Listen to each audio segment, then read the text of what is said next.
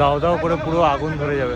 তুমি মেয়ের বাড়ি যেতে ইচ্ছে করে না তাই তো? তুমি গালাগাল দেবে তো কমেন্টে।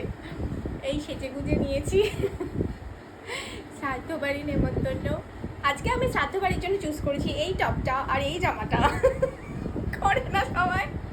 যাই হোক, আমার এখানে নেমন্তন্ন ছিল না অ্যাকচুয়ালি। আজকে দুপুরে রানাঘাটের বাড়িতে এই মা বাবাদের নেমন্তন্ন ছিল, কিন্তু দাদা যাচ্ছে না, দাদা শুধু বাড়িতে থাকছে। হ্যাঁ, তো দাদার জায়গায় মা আমাকে নিয়ে যাচ্ছে, যেতেই হবে যেতেই হবে। আমি যাচ্ছি, দিয়ে আবার বাড়িতে এসে তারপর আমি আসবো, বেরিয়ে যাবো। ওইখানে গিয়ে দাঁড়িয়ে আছে আমি আর মা।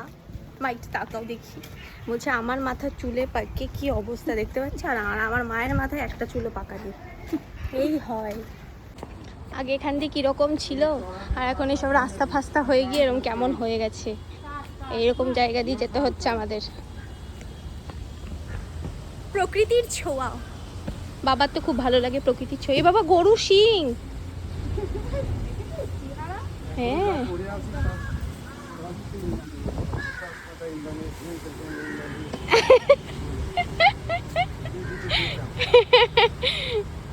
এইখানে আমাদের নেমন্তন্ন। লোক আসছে, এই যে আমার স্কুল, আমি 5 to 10 এই স্কুলে পড়েছি। আর ভিডিও দেখো, ও বাবা এসে বলছে আমি তোমার ভিডিও দেখি। ও বাবা আসো, এটা কে জানিস? এটা সুমনের মেয়ে, কিন্তু এটা সব খুদে খুদে খুদে ফ্যান, খুদে ফ্যান আমার ভিডিও দেখো। এবার এটাও দেখতে পাবে ভিডিওতে। এই মেরোদার নাতনি আর সুমনের মেয়ে, ঠিক না? আমার তত্ত্বাবধানে কাজ হয়েছে। হ্যাঁ, তত্ত্বাবধানটা পরে হবে, সব আমার।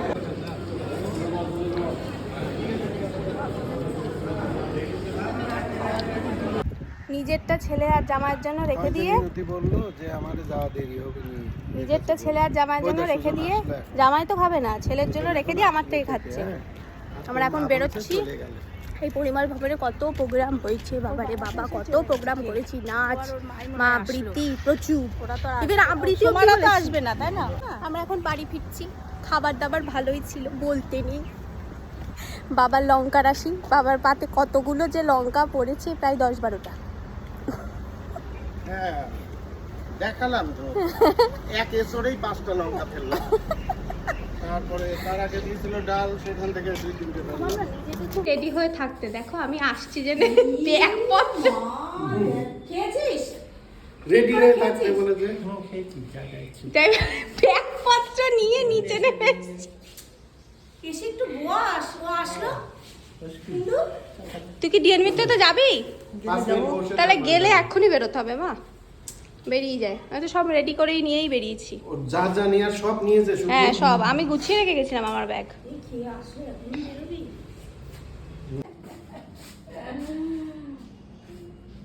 তাহলে আমাদের বাড়িতে যাচ্ছে সামনের সপ্তাহে, এটা ফিক্স হয়ে গেছে, কারণ আমাদের মন্দারমণিপুরি যাওয়া খাওয়া হচ্ছে না। মাসি বলেছে দুটো মন্দির দেখতে যাবে। ও মাসি যাবে না তুমি বাবা দাদা মাসি যাবে না, সব পরিবারে যেমন ওই মাসি দাদা আর হচ্ছে আড়াইটাই যাবে না।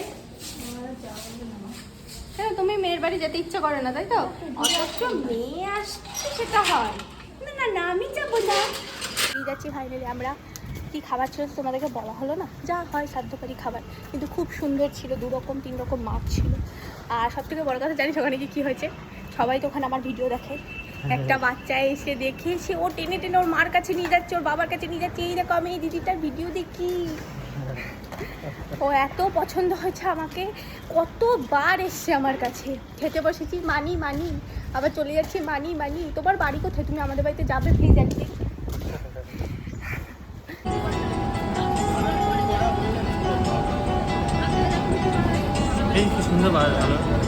এই প্রথম ট্রেনে, লোকাল ট্রেনে এরকম মিউজিক বাজতে শুনলাম, বেশ ভালো লাগলো। রাতে আর ব্লগ করা হয়নি, এই ঘুম থেকে উঠলাম। কালকে রাতে ফিরতে আমাদের দেরি হয়ে গেছিলো, তার কারণ হয়ে গেছিলো একটা জায়গা থেকে কার্ড কালেক্ট করতে হতো, আমি একজনকে দিয়ে রেখেছিলাম। সেসব গল্প বাদ দিলাম।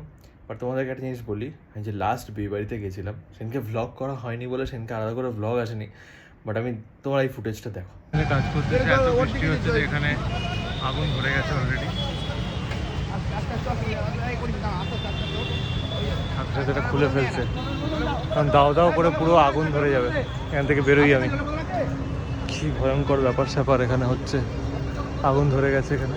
যাতে এখন দৌড়ে দৌড়ে উঠছি যাতে এটা দাও দাও করে এই চারিদিকে ধরে গেলে কি অবস্থা। ফায়ার এক্সটিংগুইশার নেই, ধোঁয়া বেরোচ্ছে ভালো জোরে, মনে হচ্ছে ধোঁয়া বেরোচ্ছে ভালো জোরে।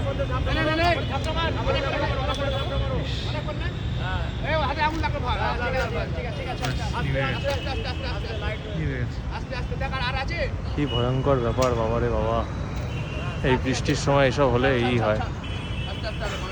উফ, আমি এখানে কাজ করছিলাম, হঠাৎ করে দেখি হই হই হচ্ছে, দেখলাম এখানে আগুন ধরে গেছে। আগুনটা আরও দাও দাও করে ধরে যেত যদি আর একটু 1-2 ইঞ্চ এদিক ওদিক হতো, কারণ কাপড়টা ওইখানটায় ছিল, যেখানটা জ্বলেছিল সেখানটা কোনো কাপড় ছিল না, তো তাই বেশি দাও দাও করে ব্যাপারটা হয়নি আর কি। তো এই বর্ষাকালে যদি আমি বাইরে কাজ করতে যাই এটা কতটা রিস্কি সেদিনকে রিয়েলাইজ করলাম। আর খুবই সাবধানে থাকতে হবে, অনেক লোকই বর্ষাকালে ইলেকট্রোকিউট হয়ে মারা যায়। তো আমারও খুব ভয় করছিল, কোথাও বসিনি সেদিনকে, দাঁড়িয়েই ছিলাম পুরো রাত, মানে যতক্ষণ কাজ ছিল আর কি। দেন তো বাড়ি চলে এসেছি। তো এটা খুব রিস্কি ব্যাপার আর কি।